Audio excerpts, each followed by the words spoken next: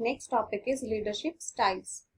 Leadership styles क्या है कि आप अपने फॉलोअर्स को किस तरीके से इन्फ्लुएंस करते हो, मीन्स क्या मेथड आप यूज करते हो कि आपके सबऑर्डिनेट्स आपके इफेक्ट में आ जाते हैं, उनका बिहेवियर चेंज हो जाता है और आप जो उनसे करवाना चाहते हो, जो भी वर्क जिस मेथड से करवाना चाहते हो, वो वही काम करना शुरू कर देते हैं।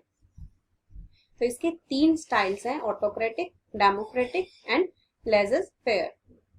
सबसे पहले हम आज डिस्कस करेंगे ऑटोक्रेटिक लीडरशिप स्टाइल को।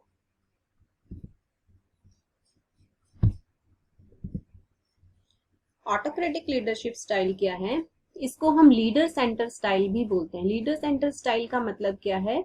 इस स्टाइल में लीडर सभी अथॉरिटीज अपने हाथ में रखता है और एम्प्लॉयज को वही काम करना होता है, एग्जैक्टली वही ऑर्डर्स फॉलो करने होते हैं जैसा कि उसके बॉस ने उसको कहा है, जैसा कि उसके लीडर ने उसको कहा है। तो अगर कोई भी एम्प्लॉय केयरलेस होता है अपने काम में तो उसको पनिश किया जाता है। ठीक है, जैसे कि आप यहाँ पे इस पिक्चर में देख सकते हो कि ये बॉस है जो अपने फॉलोअर्स को ऑर्डर दे रहा है, स्कॉल्ड कर रहा है। अगर वो उसकी बात को नहीं मानते हैं, सही तरीके से काम को नहीं करते हैं, तो वो उनको पनिश कर रहा है। तो लीडर क्या है यहाँ पे? वो अपनी पावर्स को डिसेंट्रलाइज नहीं करता। डिसेंट्रलाइज मतलब लोअर लेवल पे, मिडिल लेवल पे अपनी पावर्स को डिस्ट्रीब्यूट नहीं करता। सारे डिसीजन मेकिंग्स जो है वो खुद ही लेता है। ठीक है। लिटिल और no input from group members, वो कोई सजेशंस नहीं लेता अपने ग्रुप मेंबर्स से। ठीक है। Next is leader makes the decisions, सभी डिसीजंस लीडर खुद लेता है। Group leaders dictate all work methods and processes, तो जो भी ग्रुप का लीडर है वो सिर्फ क्या करेगा? अपने फॉलोअर्स को बता देगा कि उन्हें क्या काम करना है और इवन किस मेथड से करना है। Group members are rarely trusted, वो अपने ग्रुप मेंबर्स के ऊपर ट्रस्ट नहीं करता। Relies on threat and punishment to influence employees, means वो रिवार्ड के ऊपर फोकस नहीं करता, वो हमेशा पनिशमेंट्स के ऊपर फोकस करता है, थ्रेट्स के ऊपर फोकस करता है, उनको फियर फैक्टर से काम करवाना चाहता है। डज नॉट ट्रस्ट एम्प्लॉयज, अपने एम्प्लॉयज पे उसका कोई फेथ नहीं है। Does not allow for employee input, वो अपने एम्प्लॉय से कोई सजेशन नहीं लेता। ठीक है, मीन्स यहाँ पे क्या आ गया? वो अपने आप को ही सुपीरियर समझता है, जो उसके जूनियर्स हैं उनको से कोई सजेशन नहीं लेता, उनको सिर्फ ऑर्डर्स देता है। अगर वो अच्छे से काम नहीं करते हैं तो उनको पनिश करता है। सारे डिसीजन मेकिंग पावर्स उसके पास हैं, सारी अथॉरिटीज उसके पास हैं। फियर फैक्टर से उनको डरा के काम करवाना चाहता है।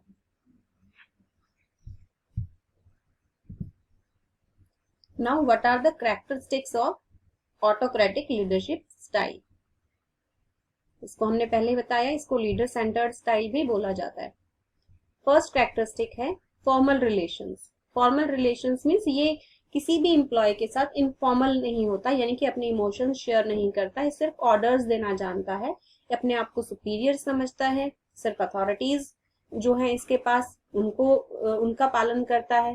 ठीक है, कोई सजेशंस नहीं ले रहा। तो ये क्या है? फॉर्मल रिलेशन में रहता है अपने एम्प्लॉयज के साथ। Second one is centralised authority. Centralised authorities means ये किसी के भी साथ अपनी पावर्स को शेयर नहीं करता। तो सारी की सारी अथॉरिटीज जो है और सारी की सारी वर्क परफॉर्मेंस जो है वो सेंट्रलाइज्ड होती है, सभी ऑर्डर्स इसी के पास से जाते हैं, सभी डिसीजन मेकिंग यही करता है। Single man decision.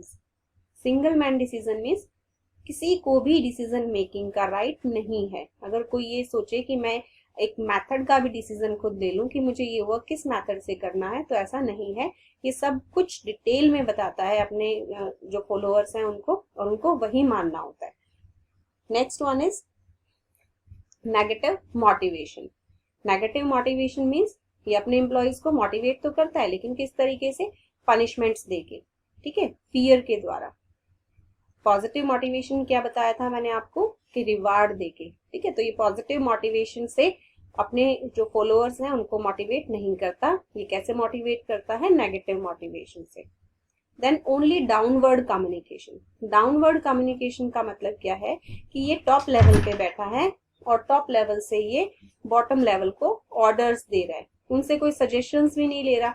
अगर सजेशंस लेगा फिर तो क्या है? नीचे से यानी कि बॉटम लेवल से ऊपर की तरफ फ्लो होगा कम्युनिकेशन का, लेकिन यहाँ पे क्या है? कोई फ्लो नहीं होगा। Next is wrong belief regarding employees, यानी कि वो अपने एम्प्लॉयज के रिगार्डिंग एक गलत फहमी रखता है। क्या गलत बिलीफ है? कि जो उसके एम्प्लॉयज हैं उनको काम करना नहीं आता, उनकी एफिशिएंसी के ऊपर इसको भरोसा नहीं होता, ठीक है, उसको फेथ नहीं है। तो these are the characteristics of autocratic leadership style. अब इसके एडवांटेजेस क्या हैं? एडवांटेजेस हैं quick and clear decisions. Quick and clear decisions क्यों है?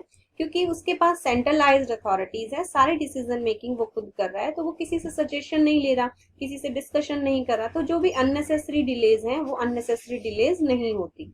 नेक्स्ट इज सेटिस्फैक्टरी वर्क, क्योंकि वर्क परफॉर्मेंस ऑफ एम्प्लॉयज जो है वो सब उसी के कंट्रोल में है। वो क्वालिटी ऑफ वर्क डिसाइड करता है और ये चेक करता है कि वो सेटिस्फैक्टरी हो, ठीक है। तो सभी पीयर फैक्टर की वजह से अच्छे से काम करते हैं।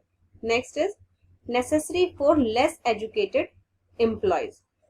जो लेस एजुकेटेड एम्प्लॉयज हैं, अगर उनसे काम करवाना है तो इस टाइप की जो लीडरशिप स्टाइल है वो बिल्कुल सही रहती है, क्योंकि उनसे आप सजेशंस तो ले नहीं सकते। आप उनको क्या करोगे? ऑर्डर्स ही दोगे हमेशा, तो ना ही उनको हम डिसीजन मेकिंग पावर्स दे सकते हैं। तो इसीलिए क्या है, उस टाइप के वर्कर्स के लिए ऑटोक्रेटिक लीडरशिप स्टाइल का फॉलो करना सही है। इसके बाद है डिसएडवांटेजेस। डिसएडवांटेजेस क्या है? फर्स्ट डिसएडवांटेज है लैक ऑफ मोटिवेशन। अब ठीक है, हमने कहा भाई जो लेस एजुकेटेड पर्संस हैं उनसे हम सजेशन नहीं ले सकते, लेकिन क्या उनको हमेशा नेगेटिव मोटिवेशन से मोटिवेट करना सही है? क्या हमेशा सिर्फ पनिशमेंट्स दे के मोटिवेट करना सही है? इससे क्या होगा, उनका मोरल डाउन हो जाएगा, ठीक है। तो पीयर फैक्टर की वजह से वो अच्छे से काम नहीं कर पाएंगे, उनकी परफॉर्मेंस डाउन होनी शुरू हो जाएगी। तो इसी इसका सबसे बड़ा ड्रॉबैक है।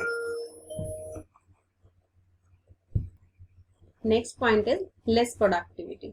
लेस प्रोडक्टिविटी क्यों होगी? क्योंकि हमेशा उनके माइंड में एक पीयर फैक्टर रहेगा, ठीक है। तो जब भी स्ट्रेस में हम होते हैं तो हमारी जो परफॉर्मेंस है वो नेचुरली डाउन हो जाती है, तो इसीलिए उनकी प्रोडक्टिविटी जो है वो नहीं बढ़ेगी। इसके बाद है एजिटेशन बाय एम्प्लॉयज। जो एम्प्लॉयज हैं वो स्ट्राइक वगैरह पे निकल जाएंगे।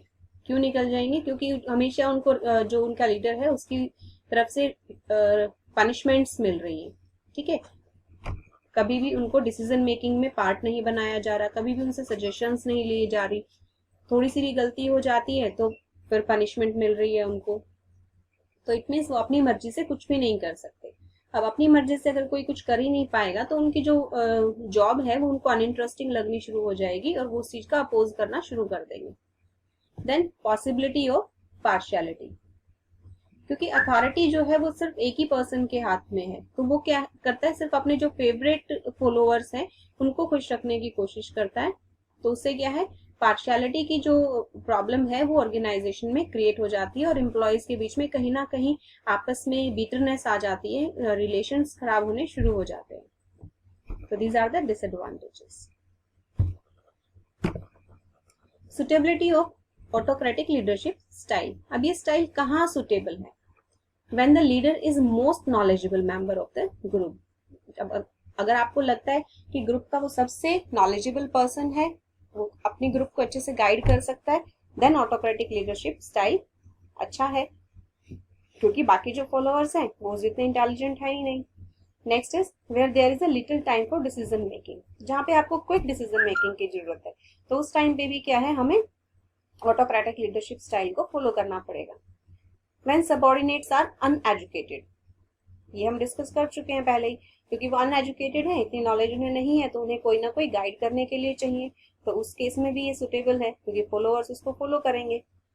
When subordinates are unexperienced, उनको कोई एक्सपीरियंस नहीं है, तो उन्हें बताना पड़ेगा हर बार कि आपको कोई भी वर्क जो है वो किस तरीके से करना है, ठीक है। तो वो उस चीज में बुरा भी नहीं मानेंगे। गलती हो गई अगर उनसे, तो उनको पनिश कर दिया आपने, तो उस चीज को भी वो फील नहीं करेंगे, क्योंकि उन्हें पता है भी उन्हें काम करना नहीं आता, ठीक है। तो इन केसेस के अंदर जो ऑटोक्रेटिक लीडरशिप स्टाइल है ये सुटेबल है।